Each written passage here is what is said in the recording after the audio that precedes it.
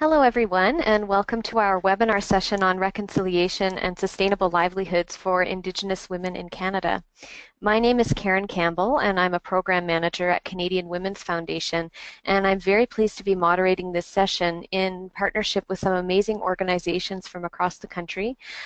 We're hosting this in partnership with Ndinawemaaganag, which is an Indigenous serving organization in Winnipeg, the Canadian Research Institute for the Advancement of Women, Pauktuutit Inuit Women of Canada, and YWCA Crabtree Corner in Vancouver.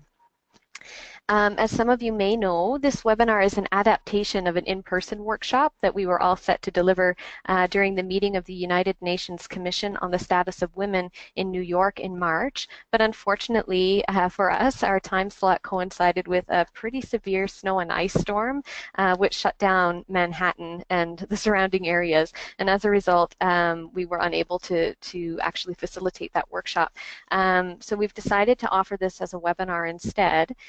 So online with us today are some folks who were likely in New York for those events, others who heard about this webinar through our networks, and perhaps one or two participants from outside of Canada as well who heard about this through their global networks. So welcome to everyone and thank you for joining us today. Before we get started, I'd like to share with you a couple of technical notes as well as a couple of context notes. So on the technical side, first please note that you have a question box on the right-hand panel of your GoToWebinar platform, and we'd invite you to please type any questions that you have as you think of them for the participants throughout the course of the webinar session. If we run out of time, I will circulate those questions to our panelists by email, but if not, then at the end of the session, we'll read them out and hopefully get our presenters to answer them for you live.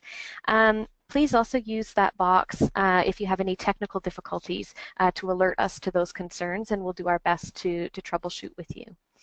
Also in that right-hand panel, you will find handouts that are available for download, and those handouts include the PDF version of the slides from today's presentation, which you can download, as well as an opinion article that was written by one of our panelists that's relevant to her presentation, and the speaker bios. So please don't hesitate to download those. And also note that we are recording this session, and a recording link will be made available to everyone early tomorrow. On the context side of things, just want to give you a sense of our aim for this discussion. Our original aim was to bring the voices and stories of Indigenous and Inuit women from Canada into an international space.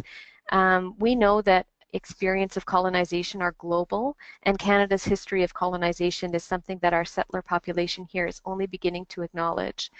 Our current national focus on reconciliation with Indigenous peoples after generations of exploiting and destroying their communities is long overdue, and the impact of colonialism continues, as our panelists will attest. Canadian Women's Foundation is a mainstream settler organization that provides funding to support women's and girls' empowerment, and much of our funding is allocated to Indigenous-led programming each year. But we also recognize the importance of examining the impact that many mainstream organizations like ourselves have on the lives of Indigenous women and girls. And we see it as our responsibility to truly examine what that means and how to fill this role responsibly and in solidarity.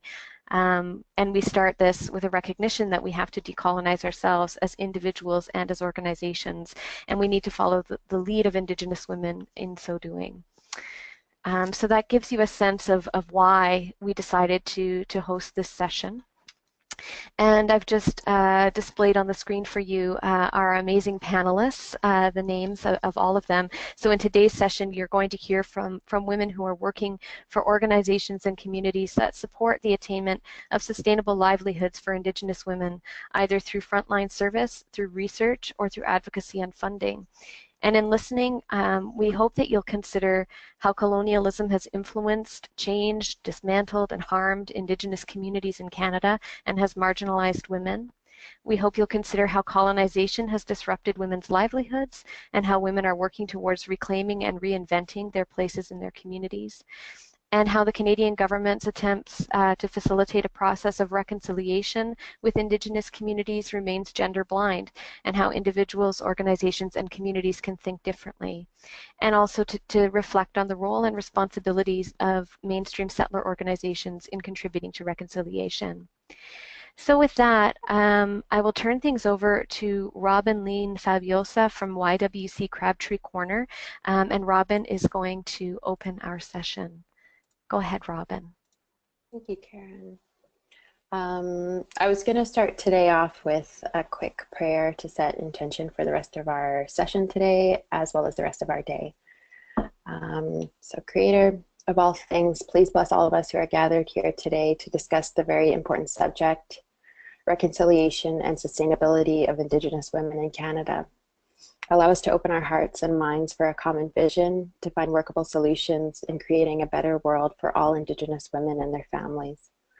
Guide us through today and give us the courage to bring this good work back to our communities. Hi, all my relations. So I'm just starting my timer. First of all, I'd like to thank Karen for organizing this event and all the other panelists for coming together today, as well as everybody in attendance to take part in this important conversation. My name is Robyn Fabiosa. I'm a guest living on unceded Coast Salish territory of the Musqueam, Squamish, and Tsleil-Waututh people. Vancouver, British Columbia is where I've lived and worked for about 2.5 years now. I was born and raised in Edmonton, Alberta on Treaty 6 territory, and I'm a member, and I'm of mixed heritage. I'm both a Scottish and Cree First Nations Canadian woman and a member of Frog Lake First Nation. One of the many hats I wear is the frontline community-based work that I do in Vancouver's downtown east side as an Aboriginal infant development consultant. I work out of the Crabtree YWCA, Crabtree Corner YWCA. The link is attached there, so you can find more information on the services that we provide women and families, if you're interested in that. A little bit of context about our community. So there's a large and diverse Aboriginal population that lives in the downtown east side. Over half of the clients that use the women's services at my organization are Aboriginal. Some of the issues that the downtown east side is currently struggling with include a prevalence of substance use, high poverty rates, and complex histories of trauma. So in spite of these dark issues, a strong sense of hope, healing, and community does exist in the downtown east side. Just to the next slide there. Sorry, Karen. Thank you. The Aboriginal Infant Development Program that I work for was developed independently from mainstream BC infant development programs with the realization of a need for more tailored and equitable approaches when working with our Indigenous communities, given our unique histories and traumas of our people. So the link is attached there if you're interested in looking up a little bit more background information about the program. So we're separated into 5 regions across the province. 29 programs are within those regions across province. Our provincial contact is there. She's often contacted by people from around Canada as well as internationally for tips and ways that we structure our programs to work with our communities. The practice guidelines is a really helpful document. It was revised at the end of last year, and you can find that under the policies and procedures tab. There's a bunch of really good information in there. So my program specifically works with Aboriginal mothers with children 0 to 60 years of age who are at risk of a developmental delay. The intention and philosophy of my work is to walk alongside our families at their own pace.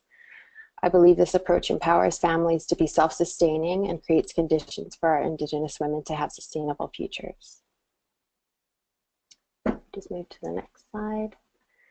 I think that the Aboriginal Infant Development Program really recognizes important values that guide our work. So the first one, really important, relationships. Relationship building is an essential aspect of the work that we do with our Indigenous mothers. Our program is voluntary, so we cannot and we do not mandate participation of our families. We're very truthful and transparent in our confidentiality and duty to report policy. We would always let a family know our concerns and take action and make calls together whenever possible if those issues do arise with our families.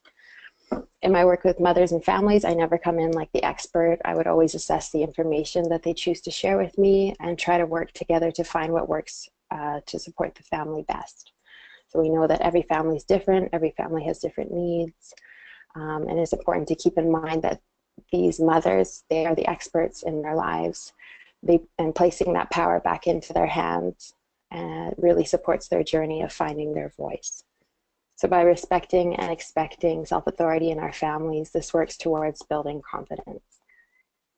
Also a relational approach is it's non-conventional, right? So it takes a lot of time, it takes a lot of patience to learn these families' histories and stories and establishing this strong foundation of trust and respect. And I'm really thankful that my management and my organization, they encourage me to take time to do this. As well, having a harm reduction approach. So this means accepting and starting wherever an individual is at and minimizing further trauma. I believe that in our community, that many services in the downtown east side have also adopted or have been adopting or using this more liberal mindset when working with communities that have experienced trauma. And as well being trauma informed, right? So you're educating and informing yourself about communities and you're adjusting your approach accordingly to foster safe and supportive spaces. So what we actually do in our program, we focus on capacity building with our moms. It's funny because they come in and they're kind of like, here's my child, can you fix my daughter, can you fix my son? And I'm like, well, no, what we're gonna do today, and what we're gonna do for the duration of the program, we're gonna work on you because you're the constant in that child's life, right? You're gonna go back home and they're gonna be with you. So we're gonna focus on you. So we provide parent education and child development support, and we do this in a gentle way. We let parents take the lead. We affirm and we encourage healthier parenting practices. We encourage our parents to speak for themselves and find their voice. And at first we would do this through role modeling if that's what they're more comfortable with. And then slowly we would encourage them to you know, you can make that phone call, you can say this to your worker. We debrief with them. We would let them know that we're on their team, work on skills that they can build on to continue to independently navigate unfamiliar situations for their families and moments of crisis that come up in the future. And we also help we help families build their networks of healthy community support. So we might do this by reducing barriers and bringing these services in-house. We've done that before with our community librarian and doing story times with moms and their babies. We bring in a speech pathologist. We have legal aids at the YWCA where I work, housing workers, A&D counselors, with another organization that's within the YWCA. It's called Shiwe. The more supports you have, that's a better indicator that you will be able to be more resilient when trauma and crisis do come up. And then lastly, so next slide. If you have family yourself that has been affected, or you know anything about the good work that the Truth and Reconciliation has done, you know that residential school really targeted and broke down Indigenous families, our traditional way of life, our culture, our language. Those are just some of the things. And in my program, we really see the power of culture as medicine. Culture is powerful enough to heal, and it provides these families with healthy coping strategies. It strengthens our people. It connects us to one another, our paths, our futures. And it's also important, I think, in the work that I do in my community to acknowledge the many diverse and rich cultures of Indigenous people across Canada. We also see a lot of people moving to Vancouver from different parts of Canada, different parts of BC, reserve, urban settings. So it's finding that balance and drawing from this diverse knowledge, diverse protocol to try and implement not only local and territorial knowledge, but as well as common Indigenous worldviews, beliefs, and teachings into our programming. So what that looks like for some of the programs that we run, we have elders come in and they present with us, they facilitate programs with us, they teach and make connections with our families, our moms, our babies, and they guide the families, right? And we often see really good responses when we bring in elders, right? Lots of people grew up without having grandparents. or healthy parents. So that connection is huge. Incorporating Indigenous traditional teachings and traditions into our program. So we might start a session by doing a smudge, doing a prayer. The people out here have taught me a lot about cedar. So that's what they use a lot on the West Coast. Exploring wellness through Indigenous perspectives, I think, is hugely important, and we try to do that in all the programs that we run. And I hope through all of these values and these capacity building strategies that we use and culture, I want to communicate to our families that things weren't always like this for our people, and we have a lot to be proud of. And we have the opportunity, and to give them and provide them with opportunities to reclaim their cultural identities. Our ancestors were survivors, and their strength is the reason why we are here today. So in conclusion, I think that the model and the approach of the Aboriginal Infant Development Program is an excellent example of putting action into the movement of reconciliation and sustainable futures for our Indigenous families and communities.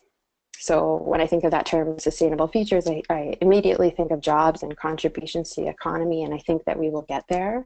But I think it's essential to take steps backwards to learn about these historic root causes and be critical about our current systems and how they are contributing to these cycles of problems for our Indigenous people, and implementing effective and non-conventional and equitable approaches, such as the program that I work for, or other prevention services to heal and move forward.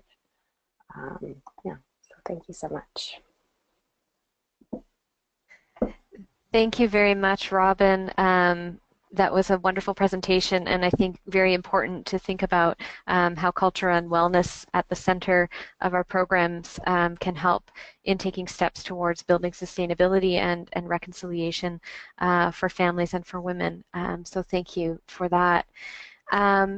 Now we will hand things over to Elana Nightingale from Pauktuutit Inuit Women of Canada. All right, go ahead, Elana. Thanks, Karen, and big thanks to the Canadian Women's Foundation for inviting Pauktuutit to be part of this panel and this webinar. So I am Elana Nightingale, and I am the Manager of Socioeconomic Development at Pauktuutit, which is the National Inuit Women's Association. Just trying to advance the slides. Sorry. And this afternoon, I'm going to discuss a bit about women's livelihoods in Inuit Nunangat, the Inuit homeland, how colonization attempted to destroy traditional livelihoods, the long-term impacts of this process in Inuit communities today, and then what reconciliation means for Inuit women building sustainable livelihoods for themselves and their families. So this is clearly a very big and important topic that I could probably spend the rest of my life talking about. So my presentation will be fairly high level, but please feel free to get in touch with me, with Pauktuutit, after the webinar if you have any questions or you would like to discuss further. So the main point that I'd like to get across today is that before colonization, Inuit had built completely sustainable livelihoods living in the Arctic. The knowledge, skills, values, and collaboration that supported these livelihoods had been developed and refined over thousands of years, and they are irreplaceable. The process of reconciliation must include the support for Inuit communities to rebuild livelihoods that are meaningful, culturally appropriate, and sustainable. Today, there are nearly 60,000 Inuit living in Canada, the majority of whom live in 53 communities across Inuit Nunangat, across the Arctic. Inuit are the youngest and fastest growing population in Canada. Half of Inuit are under the age of 22, and this has extremely important impacts for programming to build and support livelihoods. Just for a bit of context, this map shows Inuit Nunangat across the Arctic and the 4 land claim regions, which from west to east are Inuvialuit region, the territory of Nunavik in northern Quebec, and Nunatsiavut in Labrador. Through the land claim processes, each region is moving towards self-governance, which itself is crucial for reconciliation, but is a whole separate webinar. So, that is opening a bit weird. Sorry for that. Traditional livelihoods were built off the land. Lifestyle, identity, values, and relationships all revolved around hunting and fishing from the land for survival. Because of this, gender roles were clearly defined and symbiotic. Men were responsible for hunting, and women were responsible for preparing food, clothing, tents, and other materials for survival from the hunted animals. The ulu, the giant rounded knife that's taking over my slides, is symbolic of these gender roles. It is a knife carved by men but used only by women for cutting up food or cleaning skins. Through thousands of years of sustainable livelihoods on the land, guiding values were developed that are now defined as the IQ principles, which emphasize respecting others in the environment, working together, serving your family and community, being resourceful, and developing skills through practice. Traditional livelihoods were disrupted by the economic violence of colonization in Inuit Nunangat. The federal government implemented policies that attempted to destroy Inuit livelihoods and interrupt the passing of knowledge between generations. The government forced Inuit families into permanent settlements to prevent nomadic living off the land, often far from traditional hunting areas. To ensure that Inuit couldn't leave these new settlements, the RCMP slaughtered the dogs that Inuit relied upon to travel for hunting. Through false promises, some families were also relocated to the high Arctic, near the current communities of Grise Fiord and Resolute Bay, areas where it is very difficult to survive and many families starved. On top of this, as we all know, the residential school system was used to prevent the transfer of traditional knowledge, skills, and identity through generations, knowledge that was irreplaceable for living off the land. In many families in Inuit Nunangat, it has only been 2 or 3 generations since living nomadically off the land. The economic violence of colonization is recent, and the impacts are ongoing. Today, the majority of Inuit can no longer survive from hunting, and as a result of the dislocation of traditional livelihoods and identities, Inuit communities face stark economic, social, and health outcomes.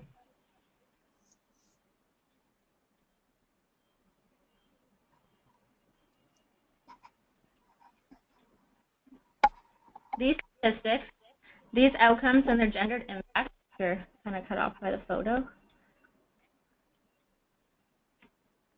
Are why Pauktuutit was formed just over 30 years ago. Inuit women created Pauktuutit to be their national voice and to come together through consensus and collaboration, and informed by the IQ principles, begin rebuilding livelihoods for women and families as they wanted. Pauktuutit looks at every issue in Inuit communities holistically, working on health, abuse prevention, and socioeconomic development through integrated programs and resources. As part of this work, sorry, I'm trying to go back.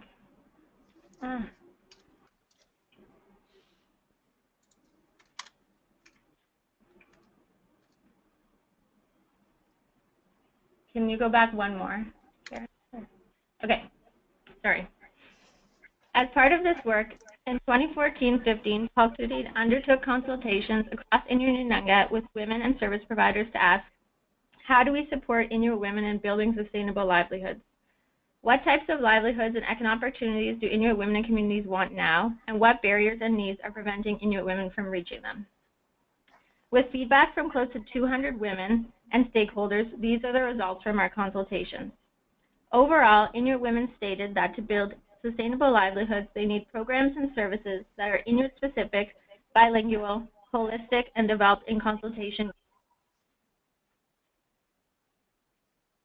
So one specific example of a program that Pauktuutit has been working on in this context is our Inuit Women in Business programming. So as part of this, we have our introductory business workshops, we have a business network, and we have a mentorship program that connects Inuit women who are just starting out in business or are interested in business with each other.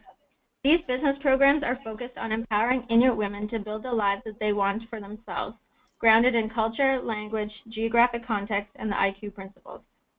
Practically, this means that business for Inuit women is about addressing community needs and building community capacity, while also increasing their own ability to provide for their families.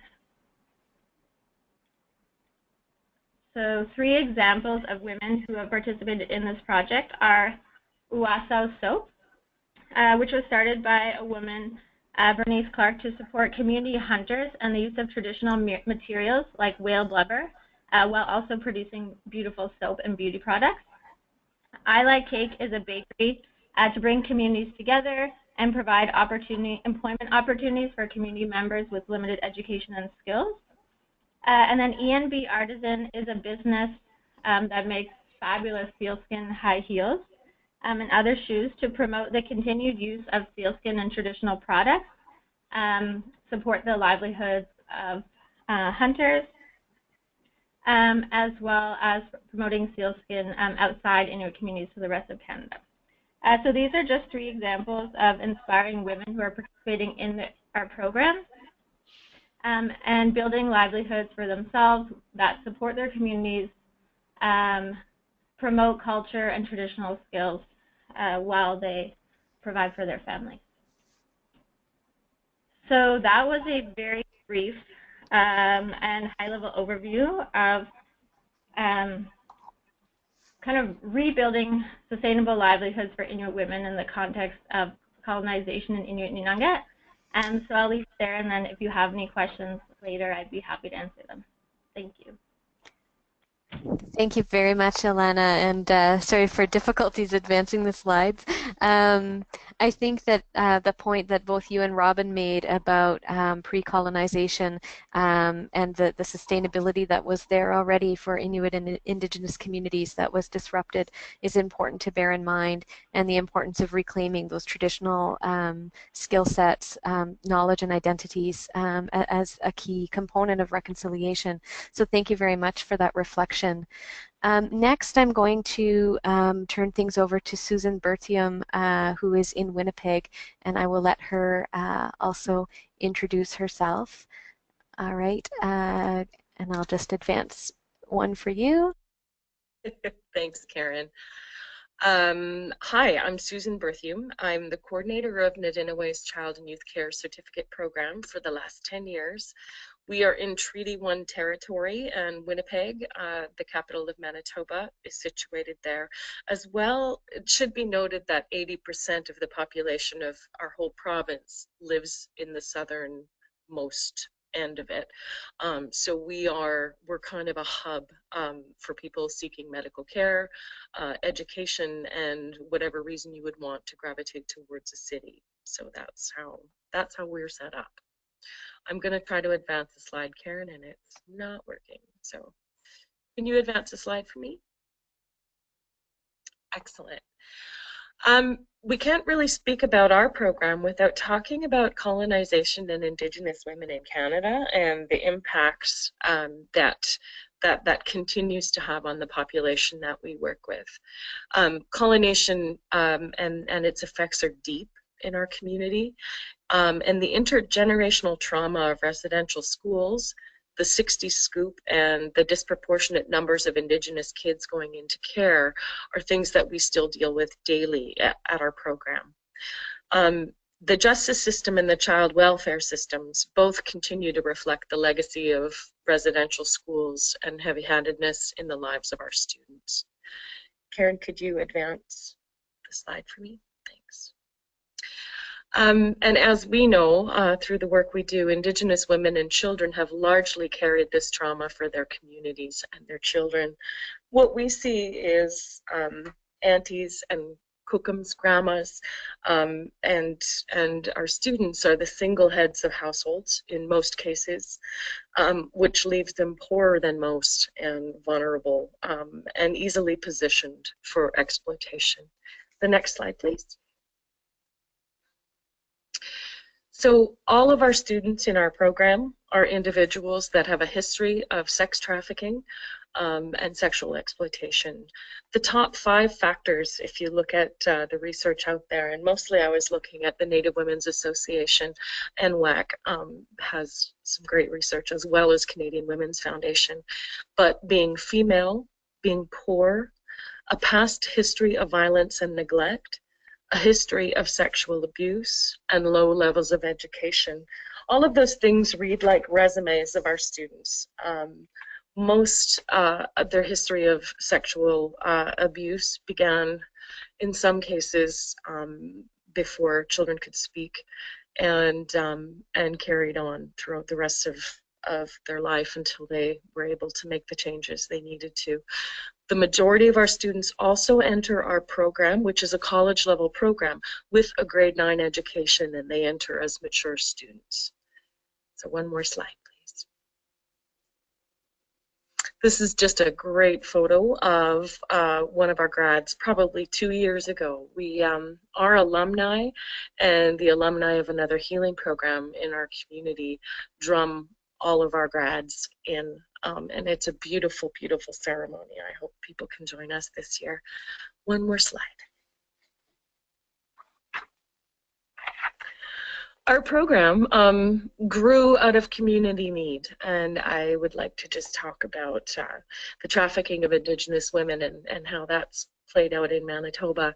We are one of the only provinces still with a sexual exploitation strategy, a prevention of sexual exploitation strategy that began in 2002. And in 2008, it was renamed Tracy's Trust, and that was in honor of a very young girl who was 15, who had completed suicide in a group home, and the trust was renamed in her honor.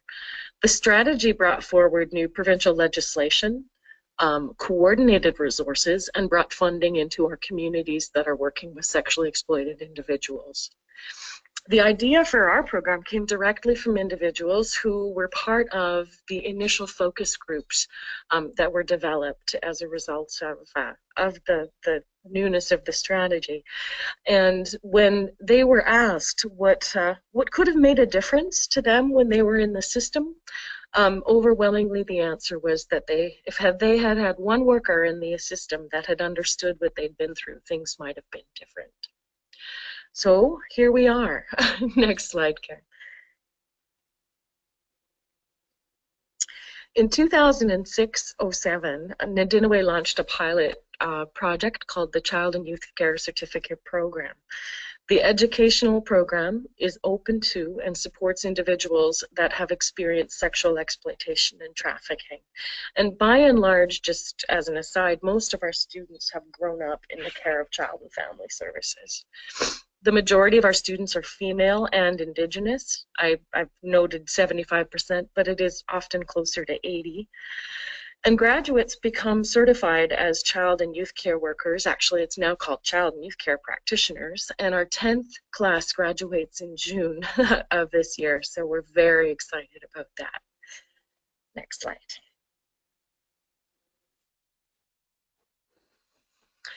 And how our program works, we keep it simple. Annually, we bring in between 15 and 20 new students. All of our students go through quite an application process to get into the program, including writing personal biographies, a series of interviews, and when we accept them into the program, we know that they're ready. Most students have prior criminal records with charges relating to prostitution and drugs from their time of exploitation and trafficking. And a lot of them just due to the fact that the majority of our students, when they were deeply entrenched in exploitation, were also addicted to street drugs. And students are taking college courses at our community-based facility. We're located in the north end of Winnipeg, in a very familiar spot for most of our students. And we operate in a culturally familiar and supportive environment. Our program helps students overcome the stigma of their pasts through its relationships with the community of employers who value their lived experiences. And that's been a real journey for us. That's taken 10 years of work. We're finally at a place in our province and our city in particular where our grads are now sought after. Their experience, the education blended with the richness of what their understanding is of exploitation, makes them highly valued employees. One more slide. Our program is an accredited college curriculum. We work with Red River College in Winnipeg and have a relationship that allows our students to have all access to what is available at the college, but take our program at an off-campus site. Our graduates become certified child and youth care practitioners, and all graduates leave with concrete employment options and a foundation to pursue further education. The concrete employment options actually have turned out over the years that most of our students are now hired directly from their practicum placement. Usually they work out very well, and people seek them out. One more slide. So the structure of our program is really simple as well. To achieve the goals that we have a program coordinator, which is my role, which mostly involves everything from fundraising to systemic advocacy. We have a wellness coordinator who is a therapeutic counselor and offers those services to individual students. We have a cultural mentor whose title has actually been renamed to a more culturally appropriate name of Knowledge Keeper, which is for people on their way to becoming elders, who offers spiritual programming for our students. An educational assistant and 2.5 instructors dedicated to our program that come from Red River College. Next slide. Oh, there's a great picture of one of our students with one of her projects. Each year our students do a great project that talks about the legacy of residential schooling. Next slide. Life skills and culture. Our program begins with, it's 10 months in length, but we do a 2-week mandatory life skills and culture component at the beginning. As an Indigenous organization, the cultural teachings are woven throughout the delivery of the curriculum and are essential to all students, not just Indigenous students. Reason for that is 80 to 85% of children in care in our province are Indigenous, which is more than at the height of the residential schools, just to note. Next slide. And that's our students doing some of their cultural programming. Next slide. Making turtle rattles they are. Each year we get our students, you can see them addressing a card. They write a card of congratulations to themselves, which they get to open just before graduation. Each year it's a very tearful and wonderful exercise. Next slide. So building a solid foundation, the life skills and cultural teachings help to further build on the strengths and stamina of our students because they bring so much of that into their education. The cultural component covers team building, trust, self-reflection, life charts, and the building of a personal wellness plan, goal setting, time management, change management, and relapse prevention. Traditional teachings and ceremonies are practiced regularly, not just during this 2-week period, but throughout. Next slide. I'm going to go really fast now. Sorry, Karen. There's classroom training. Their studies help them become well-versed, educated, and successful practitioners of child and youth care. Please move forward. I will do one more slide here. Let's see. Oh, and we're going to keep going. We were going to talk, if we had time, a bit more about the cultural practices. This will be my last slide. The results, the graduates of our program receive a college certificate and are certified as child and youth care practitioners. Right now, the best part about this is our program has 80 graduates with 12 more expected this June. 19 graduates have gone on to complete the full diploma as child and youth care practitioners, and 7 are currently in university becoming social workers. So there's more to share. I wish we'll have more time some other time, but that is the gist of what we're doing in Winnipeg. There's a uniqueness to what we do. Canadian Women's Foundation thankfully funds an alumni program which keeps us attached to all of those 80 graduates. And I just want to thank you for allowing us this time. Thanks.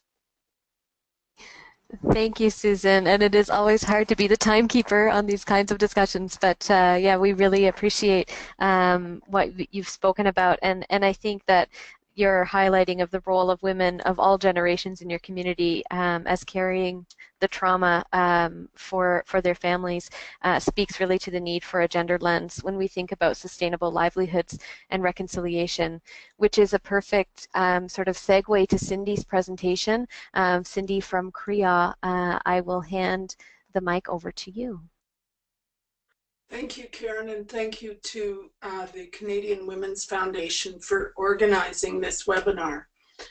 I know my slides will appear shortly, but let me just say well, that's a little too far. I'm speaking from Treaty 6 territory in Saskatoon, land of the Cree and the Métis. I'm speaking on behalf of CREA, the Canadian Research Institute for the Advancement of Women, which is celebrating 40 years of research by, with, and for women, and in particular encourage you all to go to our website, look at our latest research on FemNorthNet that deals with resource extraction in the North and the impact on women's lives, and more recently, changing public services. My talk is going to be primarily about the work I've done on the Indian Residential School Settlement Agreement piece called the Independent Assessment Process. It is the compensation part of Indian residential school claims. So I will start, oh, I can't advance this slide, I'm not sure why it didn't. Okay, yeah, thanks. Other speakers already addressed a lot of the impacts of colonialism, so I think that's great that we're all kind of starting from the same place. So I just want to situate that within my study. And my study was done with the University of Regina in the Indigenous Peoples Health Research Center. So residential schools actually predated Confederation in 1867. They were made compulsory under the 1876 Indian Act, and they did not fully close until 1996. In fact, the last residential school was in Saskatchewan. Like other colonial strategies, such as the Indian Act, Department of Indian Affairs, the residential system purposely was gendered to undermine and remove Indigenous women's traditional authority, agency, roles within families, and traditional governance systems. And through my study, I will also show how the actual compensation had gendered impacts.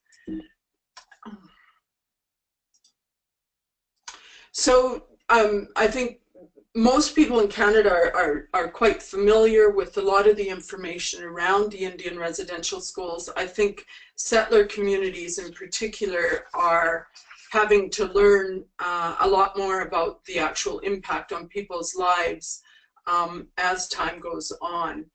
The schools were made mandatory, and it's estimated that 150,000 children attended the schools.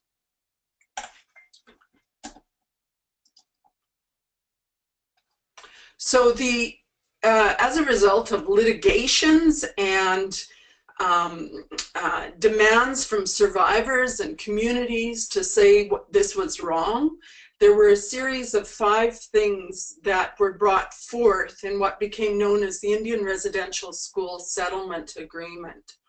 Those things were commemorative activities, some, maybe monuments, etc. The Truth and Reconciliation Commission, which I think most people are familiar with. And let me deal with the other 2 before I go back to the middle one there. Funding for supports, projects such as the Aboriginal Healing Foundation, the Common Experience Payment, which was a formula of so much money per year that a person attended a residential school, and that was a recognition for loss of culture and history, and the independent assessment process. The independent assessment process was different from the other 3 in that it offered a cash compensation for abuses, serious physical and sexual abuse that took place in residential schools. I'm just going to move to, and so it was my project looked at the IAP specifically. The IAP itself was the largest, it is the largest compensation process in the world. When people say the Indian residential school settlement is over, it's not. There's still 4% of survivors who are involved in the system waiting to find out if they get compensation. Just yesterday there was news about St. Anne's School, so there's still a lot of stuff going on. There were a total of 38,000 claims in the IAP. 38,000 claims is more than 50% of living survivors. It's estimated that there's somewhere around 70,000 living survivors. So that's more than half of survivors made claims for serious physical and sexual abuse.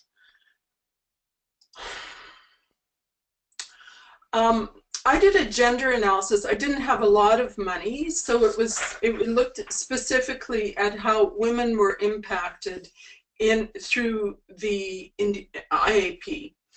The IAP model, specifically by the government, was called Healing and Reconciliation. I'm not going to comment. Well, I think if you read the op-ed piece I've included, you'll see that I had problems calling it those things. There was definitely a disconnect between what was taught at the school and what was compensated. For example, at the schools, Indian women were taught, and I'm using that term as the colonial term was used, taught to be good domestics and to look after children. Yet in the compensation under the IAP, they were not compensated if, for example, and this will link to the last presentation, if, for example, an Aboriginal woman was taking care of children, and as a result of the abuses she suffered in the Indian residential school, was unable to parent her children, so there was some link to alcohol or physical abuse in the past, and she lost her children to the child welfare system, there would be no compensation. Yet, if someone lost their job, they were compensated. So you see that there was an inequitable kind of compensation that people suffered. Just let me say that the study itself, I worked with an Indigenous women's organization here in Saskatchewan. We did focus groups with 23 survivors who had completed the IAP. We worked with adjudicators in the process, deputy adjudicators, lawyers, and elders. I've written about the study, so if people want more information, they can get that from me later. Women's lives and bodies were not considered equally in the model. For example, the model uses a system of harms and points for different ways that people were impacted sexually or physically. The word breast is not mentioned in the model. The norm was heterosexual, including penetration. Compensations were all individual and not collective, which is, of course, a colonial law system, and certainly not the way that Indigenous families' lives were lived. People often spoke about the intergenerational effects and their ability to parent. I'll just give you a second to read this. I remember a truck pulling up to my parents' yard. We were just little girls, me and my sister, and it was a farmer, instructor, and a priest. They just told my parents we had to go or they'd go to jail. That's what my mom used to tell us. She used to say it wasn't our fault, you were in there, but we blamed our parents.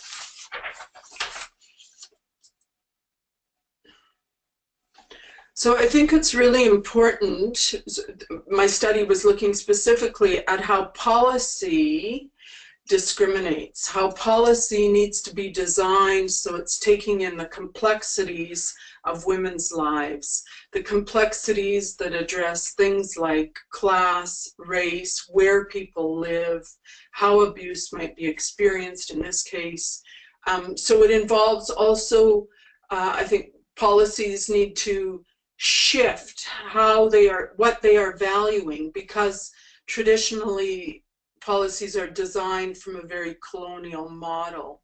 And I think there is space and need to turn to looking at the way models can be shifted and done differently.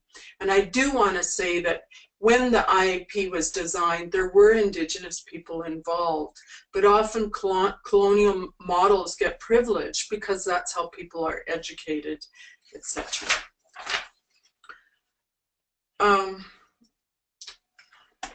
Thanks.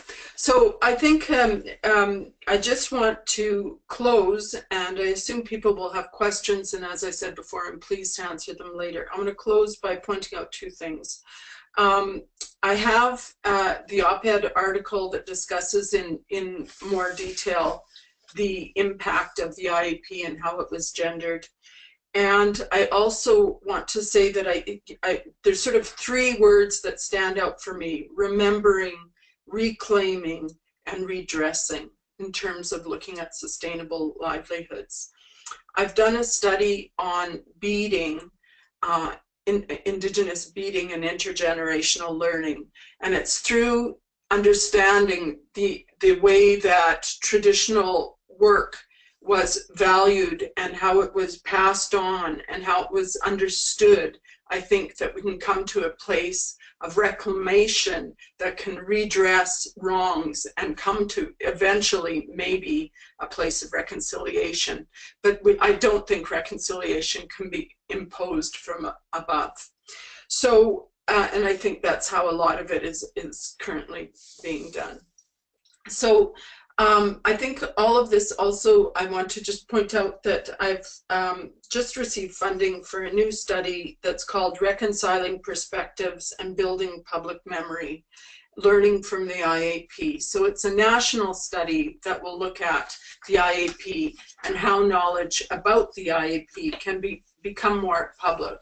And why is this necessary?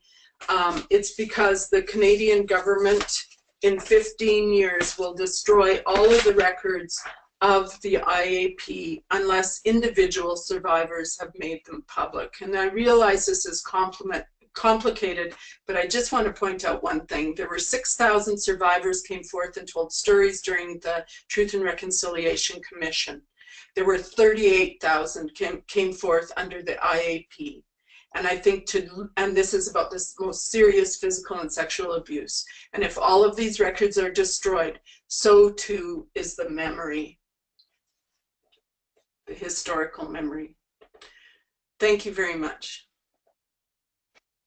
Thank you very much, Cindy. I think your comments on the gendered impacts of both reconciliation as a concept and compensation and the arguably colonizing impacts of those processes as well are really important for us to deconstruct and to think more about in our work. So thank you very much for sharing that with us.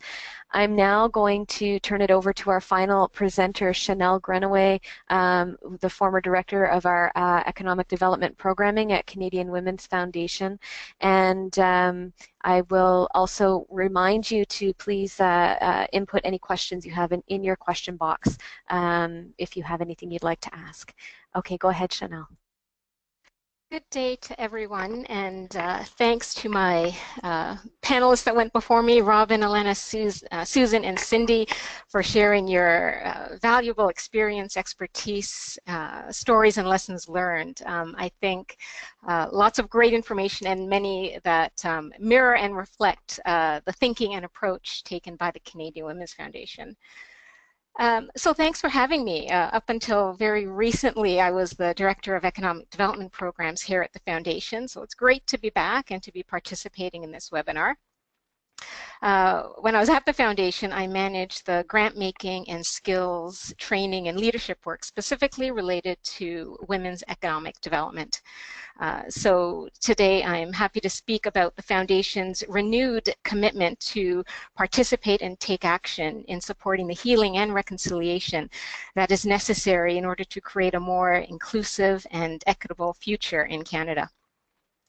The Foundation has a strong culture of learning, and the values and recommendations of the Truth and Reconciliation Commission compelled us to reflect on our partnerships and relationships with First Nations, Inuit, and Métis women and organizations in an effort to further enhance and build upon our own promising practices and approaches.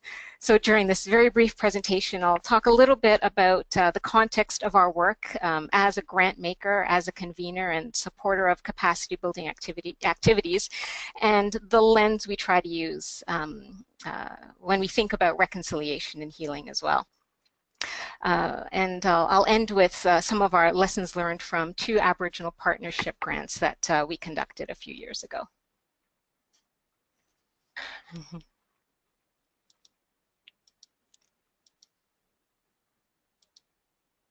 Okay, there we go. So really briefly, the Foundation has been around for over 20 years, and we've invested more than 42 million to community programs in Canada that have transformed the lives of women and girls. I always say the Foundation is more than just a grant maker. We invest in skills training and capacity building for the women's sector. We organize annual conferences, skill building events, webinars like these, and we also recently completed a very successful 3-year pilot program in the area of women's leadership, in which over 70 emerging leaders in the nonprofit sector from across Canada graduated. The Foundation also invests very heavily in terms of learning and evaluation. Really our goal, and one of our goals, is really to tell the stories of the wonderful programs that we are funding, share the learnings around best practices and effective policy that can really make a difference in the lives of women and girls.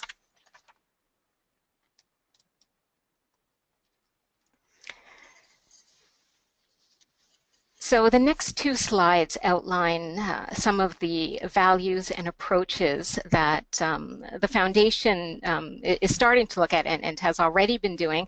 But again, since the Truth and Reconciliation Commission process has started, we've been following it and then really taking a look at, again, our role as a funder. So the Commission really set out an action plan to healing and reconciliation for all Canadians, Indigenous and non-Indigenous alike, to learn and remember. And I think this builds on Cindy's presentation, the whole idea of listening with respect, compassion, and empathy to those who now have a voice and a platform, but also to those whose voices have been silent. So that's one value that we take. Likewise, we recognize that the philanthropic community as a whole is now coming together to also reflect and take a look at the way that they support Indigenous peoples. One example of that is through the Circle on Philanthropy and Aboriginal Peoples. This is a funding group that the Foundation belongs to. It's a network that promotes learning, sharing, and philanthropy in Aboriginal communities across the Foundation.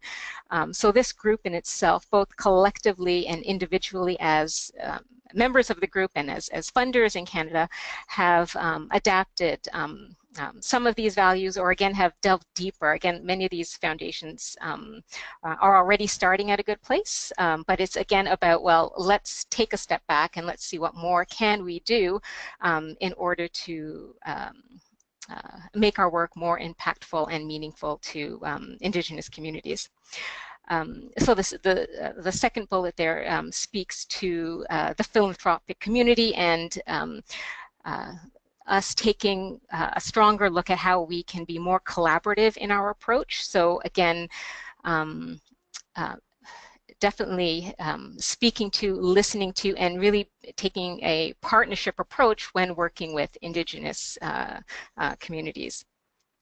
The third point there is really learning to work and continuing to embed values along all of our continuum of work and all of our areas of work. So, for example, when we put out calls for proposals, we want to make sure they're as accessible to all communities, that we do specific outreach to northern communities who are often left out, and through our grant making process, or work with our grantees again at every single event, every single capacity building session that we organize. It's again being grounded and embedding the idea of how can we make this more inclusive, more meaningful to populations that are again traditionally left out.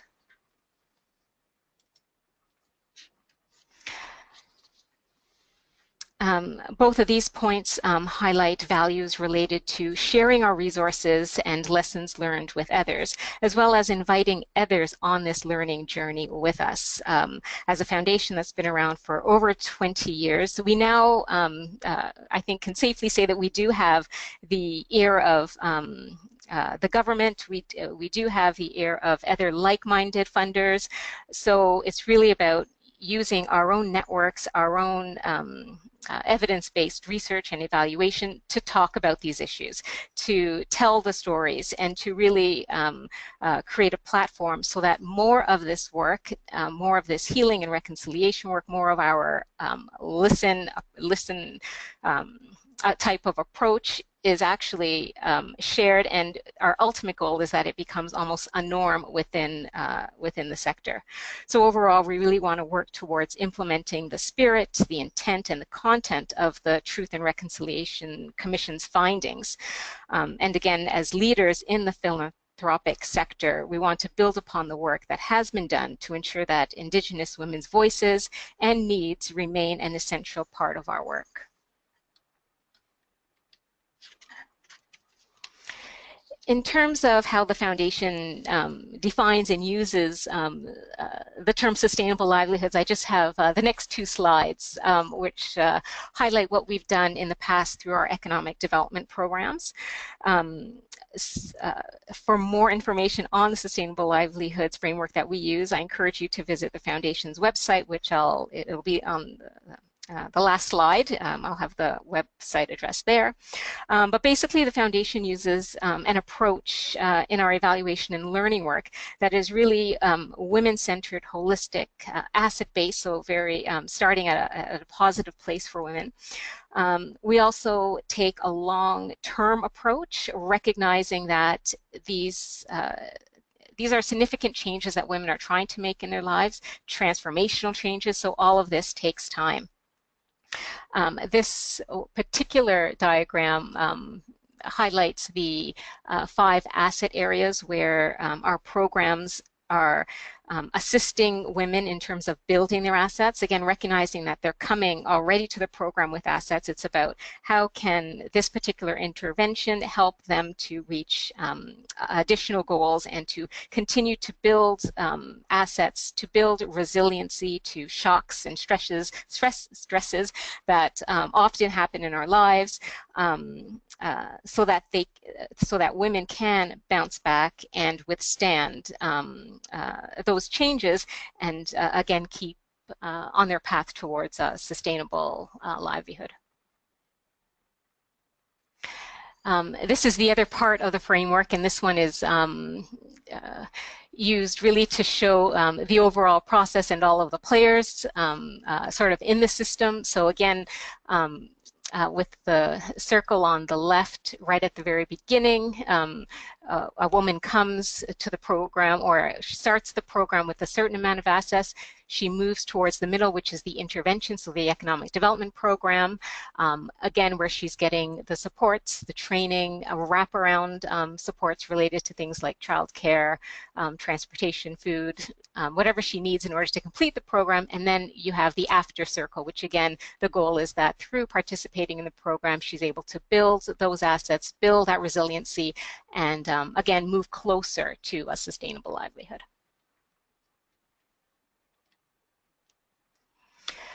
So to make this make a little bit more sense, I'll just highlight some learnings that we've had recently with specific funding that we did for First Nations, Métis, and Inuit women, and this was during our 2009-2014 economic development strategy, where we recognized again that a different approach was needed to support Indigenous women.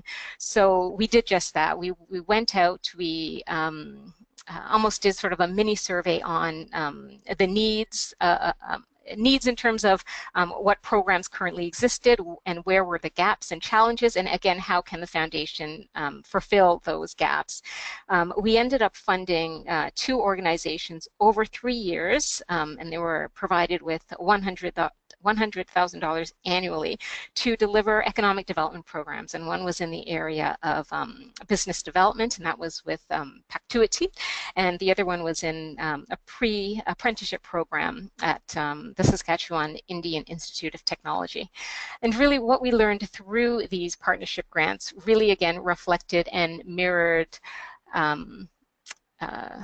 the values of the Truth and Reconciliation Commission, in that it's really important to listen and to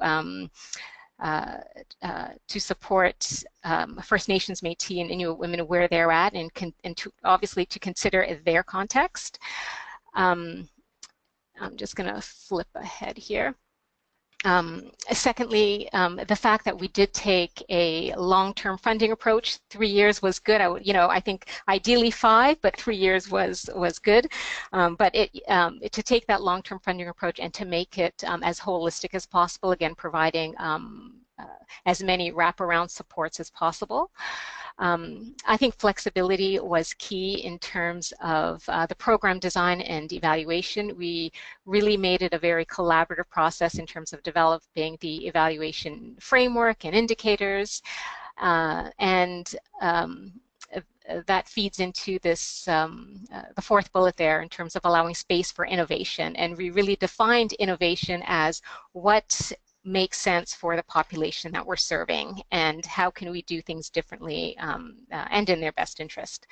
And finally, it was really about providing opportunities for Indigenous organizations themselves to learn from one another. Oftentimes, you don't get that opportunity to convene or to share information, so we, again, were able to provide that platform.